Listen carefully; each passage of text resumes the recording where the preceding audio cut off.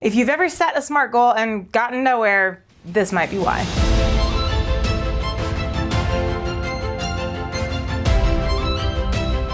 I was introduced to the idea of SMART goals at the beginning of my entrepreneurial journey, but I always kind of felt like something was missing. And it took me a long time to figure out what and why. And the biggest issue, spoiler alert, is that they don't really drive consistent action. To me, there is a piece missing to SMART goals that sets us up for failure. And so I've been spending a lot of time working with other sets of goals. And now I'm going to introduce you to the idea of climb goals. Because when you set a goal right, you can climb any mountain. So the idea behind SMART goals, which is the specific, measurable, achievable, realistic, and time-bound, is this idea that you're supposed to be smart about how you set your goals to set yourself up for success. Now, I think it's really great, but I think it's missing an important piece. And to be fair, there's a lot of people who swear by SMART goals and they work really well. I just don't know that they work really well for the ADHD brain, which is my brain. What I think SMART goals are missing, what I think climb goals brings to the table, is this realistic follow-through and behavioral alignment for you, something that forces you to think about whether or not this is the goal you actually want to set. So what does climb goals stand for? The C in climb stands for clear, in that you need to have a goal that you can clearly visualize. It means it needs to be specific enough that you can actually see what it looks like to accomplish this goal. This can't be something vague like I want to be happy, I want to be rich. Those are not really clear enough to visualize what those look like. The L stands for logical. This means it needs to be something that is achievable in your current state, not idealized into something that will be accomplished, 10 years, 20 years down the road. Tony Robbins has a quote where he says, I think it's basically, the average individual overestimates what they can accomplish in a year and underestimates what they can accomplish in 10. In my interpretation of that, basically we need really climbable, specific goals to accomplish short term, and then our long-term goals can be idealized because we don't know what we're going to be able to accomplish 10 years down the road.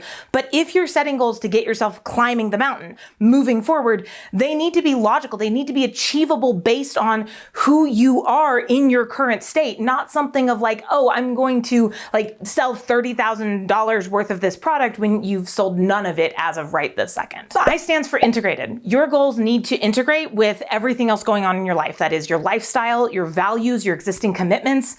I had a client a long time ago who had this goal, or these series of goals. She wanted to be the best producer for this sales training company she was representing. She also wanted to be a top producer for this healthcare products company she was representing. She also wanted to be volunteer of the year for her church.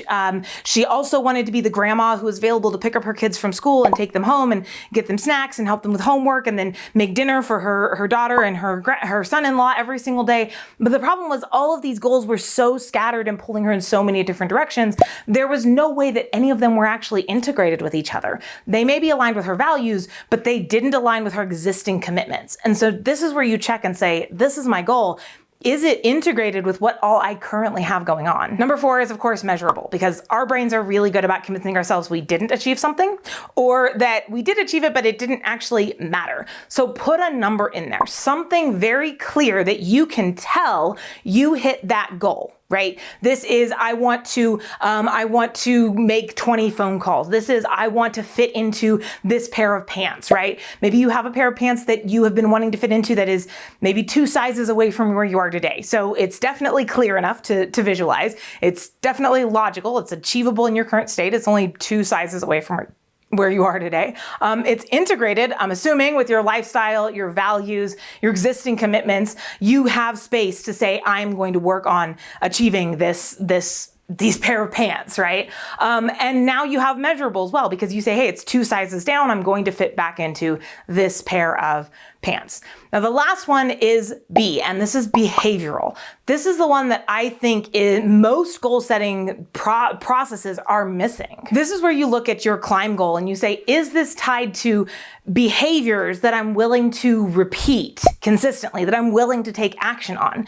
Because your goal of fitting into this pair of pants can be clear, logical, integrated, and measurable. But if you're not willing to do the behaviors necessary of going for a walk every night, or going to work out 3 times, 4 times a week, or eating, better, healthier foods, or drinking more water, or these behaviors that are going to be necessary to be that person, then that is not a goal you're going to achieve. Now, you don't necessarily have to accomplish all of those, like fit all 4 of those in at once, right? But you could say, hey, do we have a couple of these behaviors I am willing to embrace? I am willing to make part of my life that will create the reality of this goal coming into, my reality. Climb goals is very much focused on like shorter term, like a year and under types of goals. I am a big believer you should have the long-term goals and that they should be big enough to inspire you and to motivate you. Absolutely. I am a big believer that you should have goals that maybe are not like as perfectly clear, logical, integrate, etc., because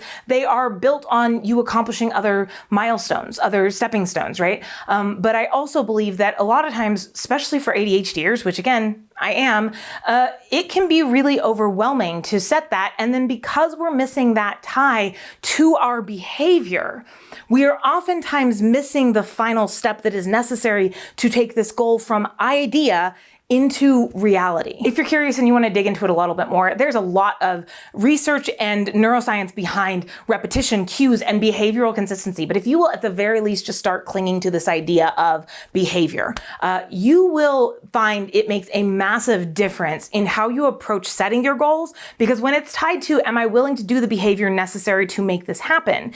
And you're willing to be honest with yourself, you will actually start to set goals that you can achieve, which starts to build momentum. And since momentum builds, the more of these goals you do achieve, the more you'll be able to achieve. Look, I don't think that SMART goals are bad necessarily. I just think they don't necessarily work for everyone, especially those with ADHD who need a little bit more support to get things moving. Try writing out one climb goal for this week. If you're up for it, drop it in the comments. I would love to see it. And if you're really up for it, I'd love for you to come back a week later and let me know how it worked for you. If you liked this, like and follow.